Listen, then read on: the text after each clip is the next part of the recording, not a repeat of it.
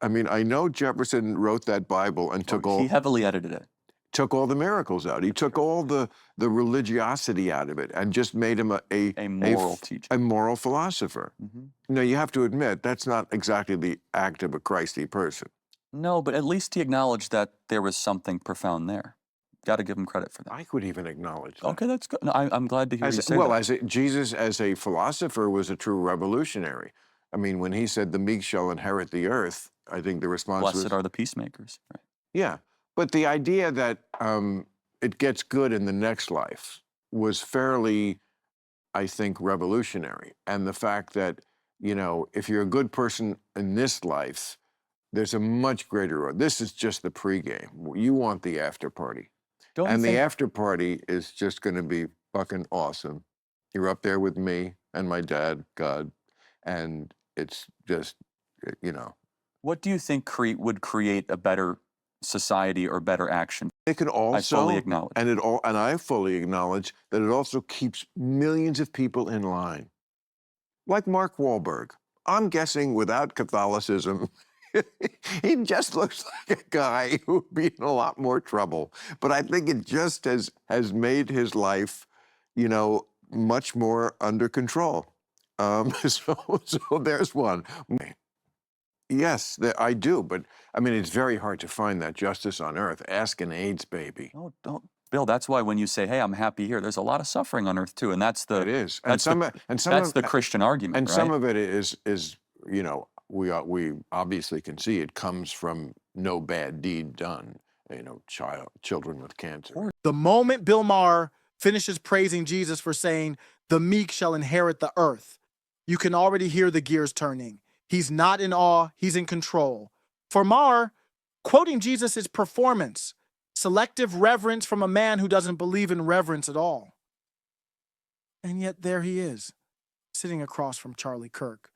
Of all people, both nodding at each other like they found common ground. They did.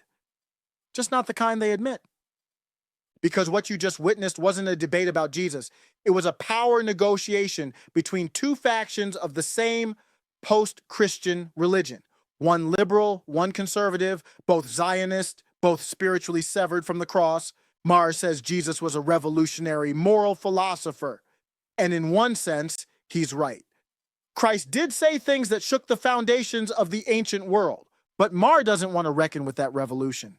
He wants to curate it. He wants a Jesus who consoles, not commands, a Jesus who affirms, blessed are the peacemakers, but never says, I will come to judge the living and the dead.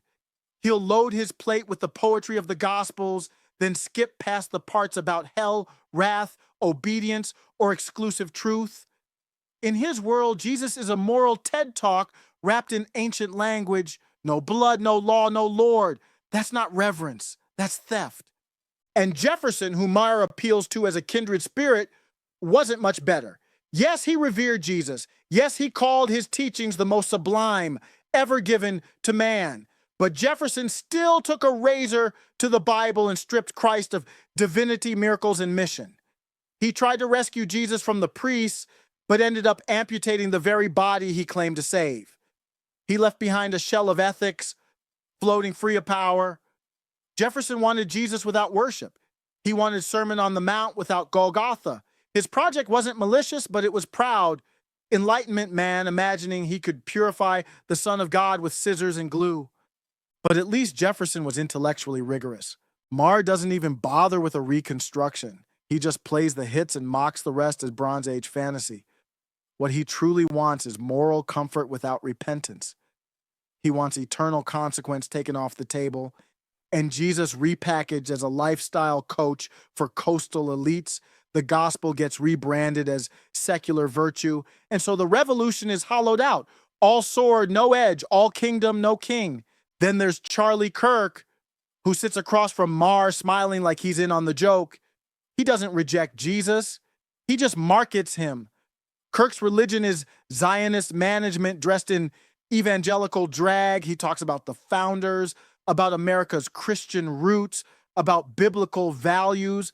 But his altar is AIPAC, and his temple is wherever the donor base demands it be. His so-called populism exists to sell a national identity that serves Israeli priorities first. He doesn't want the Jesus who judges nations. He wants the Jesus who rubber stamps them. Kirk and Maher aren't opposites. They're just different brands of the same post-Christian framework. Maher is honest in his rejection. Kirk is a salesman cloaked in piety. But both of them reject the Jesus who reigns. Both deny his authority. Both try to claim his image while denying his voice. One mocks the throne. The other rents it out. There's no distance between them that matters.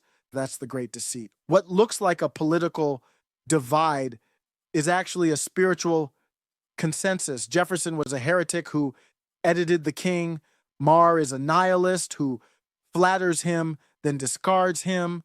And Kirk is a middleman, an influencer manager who packages Christ for the base while preaching loyalty to a different covenant. But Jesus is not a mascot.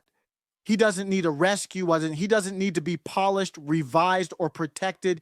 He came to rule. He came to divide. He came to fulfill the law and bring judgment with mercy. And the Enlightenment didn't create that moral clarity. It borrowed it. The Enlightenment looks noble only because it stood on the shoulders of Christian civilization. Maher wants the fruits. Kirk wants the influence. But both have rejected the root. America's laws were neutral on paper, but Christian in spirit.